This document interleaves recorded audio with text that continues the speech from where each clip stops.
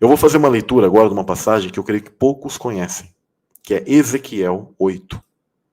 E poucos compreenderam o profundo dessa passagem. Prestem bem atenção sobre Ezequiel 8. Tá? Vou fazer uma leitura aqui. Vou fazer do verso 5. Tá? Então, eu vou fazer já desde o início. Tá? Sucedeu, pois, no 6º ano, no 6º mês, no 5º dia do mês, estando eu assentado na minha casa, e os anciãos de Judá, assentados diante de mim, que ali a mão do Senhor Deus caiu sobre mim. E olhei, e eis uma semelhança com o aspecto de fogo, desde o aspecto dos seus lombos, e daí para baixo era fogo, e dos seus lombos, e daí para cima, com o aspecto de um resplendor, com uma cor de âmbar. Então ele vê uma entidade que tinha parte de fogo e parte já brilhante, que ele conseguia definir mais, e estendeu a forma de uma mão e tomou-me pelos cabelos da minha cabeça. Ou seja, na verdade, pelo fio de prata, tá? Onde que fica conectado no nosso coronário aqui, o último chakra, tá? E a Ruach, prestem bem atenção, e a Ruach, o Espírito, me levantou entre a terra e o céu e levou-me a Jerusalém em visões de Deus. Então, uma entidade angelical aparece e aí conecta Ezequiel com o Espírito Santo. E o Espírito Santo, a Ruach, leva ele para ter visões. Preste bem atenção agora nas questões que serão faladas. E aí diz, levou-me a Jerusalém, visões de Deus, até a entrada da porta do pátio de dentro. Tá?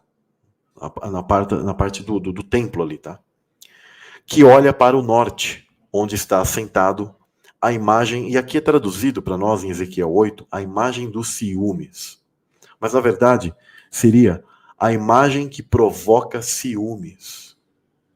A Ruach tem ciúmes do que ela vai mostrar para Ezequiel. E aí diz o seguinte: e eis que a glória do Deus de Israel estava ali, conforme o aspecto que eu tinha visto no vale. E disse-me, filho do homem, levanta agora os teus olhos e olha para o caminho do norte. E levantei os meus olhos para o caminho do norte, e eis que ao norte da porta do altar estava a imagem daquilo que provoca ciúmes na entrada. Por quê? O Espírito Santo levou Ezequiel para ele observar o que estava acontecendo no templo que os sacerdotes faziam em secreto. Prestem bem atenção. E aí diz, as grandes abominações que a casa de Israel faz aqui, para que me afaste do meu santuário? Mas ainda tornarás a ver maiores abominações. E levou-me à porta do átrio, e então olhei, e eis que havia um buraco na parede. E disse-me, filho do homem, cava agora naquela parede. E cavei na parede, e eis que havia uma porta. Então ele abriu aquilo lá, como se fosse algo dimensional que Deus estava mostrando para ele o que estava acontecendo ali, dentro do templo e nos lugares mais secretos ali. E então disse, entra. Ele estava em uma viagem astral, tá? Só que não vão pegar canaizinhos aí de nova era aí e querer treinar a viagem astral, tá, pessoal? Só se Deus ele quer te levar, tá, em arrebatamento. Mas é isso que ele estava fazendo, tá? Como fosse uma viagem em espírito ali, tá, pessoal? E aí ele diz, e entrei e olhei, e eis que toda forma de répteis e animais abomináveis, aqui fala répteis e animais abomináveis, mas na verdade são entidades demoníacas que tomam formas, tá, pessoal, de seres. E de todos os ídolos da casa de Israel estavam pintados na parede em todo o redor. E estavam em pé diante deles 70 homens dos anciãos da casa de Israel. Porque sempre existia, pessoal, a questão dos 70 anciãos, que representam as 70 nações do mundo celestial. Então significa que lá no mundo espiritual, um dia, algo provocou ciúmes no Eterno, onde essa entidade, prestem bem atenção no que eu vou dizer, essa entidade, a rainha dos céus, começou a se prostituir com os próprios anjos sacerdotes. Tá? É isso que essa passagem está dizendo, que o povo de Israel fazia, e ao mesmo tempo o que ocorreu no mundo espiritual lá. Compreendem isso? E esses 70 homens anciãos da casa de Israel, e Jaazanias, filho de Safã, em pé no meio deles, e cada um tinha na mão o seu incensário. E subiu uma espessa nuvem de incenso. Então me disse, viste, filho do homem, o que os anciãos da casa de Israel fazem nas trevas? cada uma nas suas câmaras pintadas de imagens, pois dizem, o Senhor não nos vê, o Senhor abandonou a terra. Como dizendo, Deus, quando ele não estava presente, eles achavam que Deus ele não ia ver. Não é só de abandonou a terra. E eles começavam a servir essas entidades e a esses deuses lá dentro.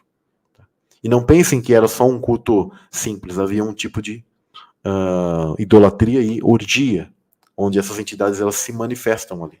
Tá?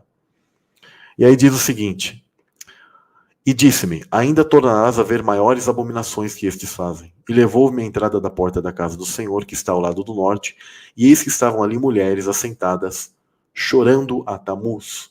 Tamuz, filho de Semíramis, que representa Satanás. Tá? Onde, com certeza, isso aqui representa no mundo espiritual mulheres, entidades femininas, que aderiram o culto a essa rainha dos céus. Tá? E, ao mesmo tempo, choravam porque o filho, Satanás, o filho prometido, foi arrojado das regiões celestiais. Tinha morrido, porque Tamuz era uma figura que, não sei se vocês sabem, ele morre e aí Semíramis quer trazê-lo de volta. Na verdade, o marido, né? E o marido nasceria naquele filho. Tá? Seria uma espécie de reencarnação daquele filho. E é uma confusão.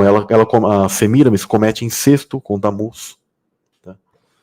Com o próprio filho e etc. Existe também essa questão do incesto, e aí depois eu vou entrar ali na questão de Noé, tá? Para que vocês compreendam também o que ocorreu, e todas essas abominações que fizeram Satanás e essa figura celestial feminina cair. Tá? E aí disse-me, vês isto, filho do homem, ainda tornarás a ver abominações maiores do que estas. E levou-me para o átrio interior da casa do Senhor, e eis que estavam à porta do templo do Senhor, entre o pórtico e o altar, 125 homens de costas para o templo, com os rostos para o oriente, e eles virados para o oriente adoravam o sol. Então me disse, vês isto, filho do homem?